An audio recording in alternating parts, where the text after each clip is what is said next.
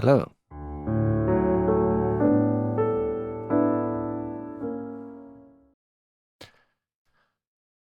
There is an interesting question that might come up when somebody from abroad, from the United States, usually, or sometimes from some European country, some other country, calls a lawyer, a Quebec lawyer, uh, looking for a Canadian lawyer or for just a lawyer. And such a person asks, like, are you a lawyer? And if you are, there will be a question and another question and another question. And of course, for a person who is asking, there is no much of a difference. A lawyer is a lawyer.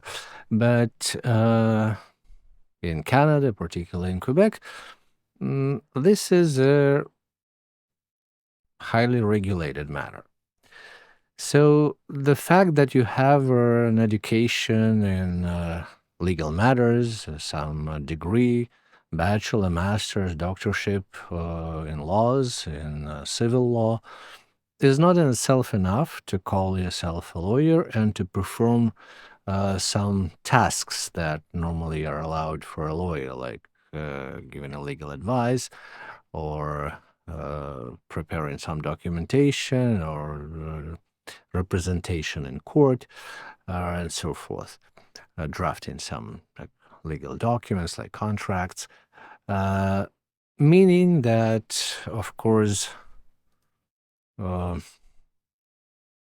might ask for help, but if somebody who just has an education but not a license to practice in this particular jurisdiction in Quebec, that person might, by helping you, might be acting against the law, which might not work well for that person. And if that is the case, then eventually such a person might find him or herself in trouble. So first thing which is necessary is, but for an education, is to have a license. And as you may know, Canada is a federal country, meaning that if you have a license to practice in Manitoba, in Saskatchewan, in Ontario, that doesn't mean that you're licensed to practice in Quebec, and vice versa. If you have a license in Quebec, that doesn't mean that you can practice, let's say, in British Columbia. This is more or less similar to the United States, by the way. Yes, one person can have more than one license, but it's not for granted, and it's not the majority of cases, of course. Because theoretically, one person can be licensed to practice in Quebec, in France, in British Columbia, Ontario, and in California and New York, theoretically. But to get there, one should go through this licensing certification process in each of those jurisdictions. So one can be a lawyer in one Canadian province and be not a lawyer in the sense of this word, as allowed to use and as allowed to provide services in some other provinces in the very same Canada, not to mention some other country, even though legal principles are more or less similar in the United States, in Canada, in Britain, in New Zealand, in Australia, in Israel, in India. And if we compare to Quebec, in civil law, continental, like European countries, yet the particular rules are different. So informing about some legal matters can many people, including those who are writing on very much popular websites where you can just find some information and some the general ideas of how the law works. But when it comes to your particular situation, your facts, if you wish like professional legal services, legal advice, as much as it is allowed by many laws, like the professional code, the law about Law Society of Quebec, Barreau de Quebec, so forth. you necessarily need a person who would be a licensed one. But again, that's not enough.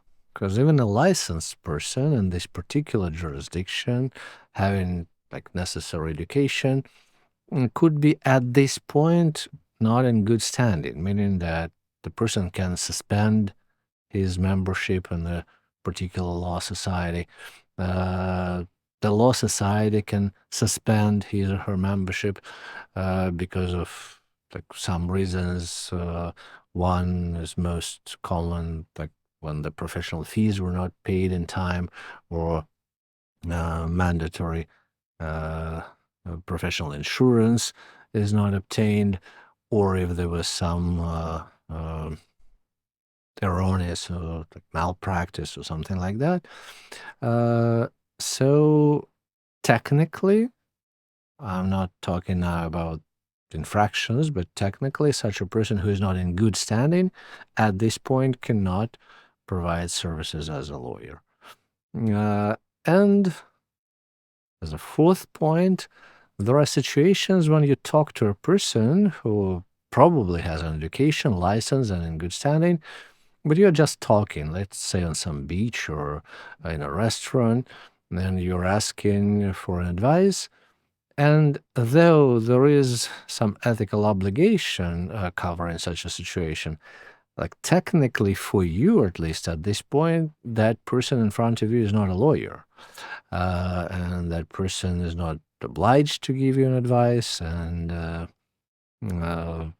most probably any kind of like deep and profound advice will not be given. But the idea is that when you consult a lawyer, to be in the eyes of the law, a consultation with a lawyer under all the confidentiality and the like privilege provisions, for both of you, it should be understood that this is a consultation or this is a conversation with the person as with a lawyer, with all the implications of such a conversation. So if your friend who is a lawyer, but at this particular party, it's just your friend and you're just getting some salad together and some just topic was brought up and something was told to you by your friend, it's not a professional legal opinion. It's just like discussion, gossiping, or something like that. So basically, to answer a question, are you a lawyer? Someone has to be professionally educated, licensed, in good standing, and in the course of performing of his or her professional services or duties at this point. Again, in this jurisdiction. Because, again, the same person can be a lawyer in one jurisdiction, but just crossing borders, even within the country, another province, another state in the United States, for example, and the same person could be just a regular person with all his or her knowledge in legal matters.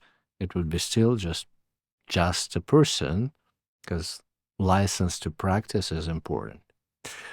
I'm not sure in the United States. As far as I know, it's more relaxed, at least in some states there. But in Canada, it's rather strict. So if you ask your potential lawyer, are you a lawyer? The answer would be like, where? Even if the person has a proper education, a license, and there is an understanding that you're talking in a professional context. A lawyer in Quebec, a lawyer in Ontario, a lawyer in New Brunswick, a lawyer in Nova Scotia, a lawyer in British Columbia. Those are all different lawyers. And very often, it's not enough, especially if you're asking from abroad, that the lawyer is practicing in Canada. The question would be, where in Canada? And it should be connected to your interest there. Maybe your immovable properties in there. Maybe the person from whom you're getting some inheritance lived in that province or died in that province, or again had some property in that province. Or you're a contract, the other party in a contract is working or having business in that province. Or again, in your contract, there is a clause saying that the law of this province applies and the jurisdiction of the courts of this province applies. Or it's an arbitration clause again that it's about this jurisdiction and these laws and so forth. So there should be a particular connection, not only to Canada, but to that province. And then you'll need a lawyer from that province. This is it for today. Thank you and have a nice day.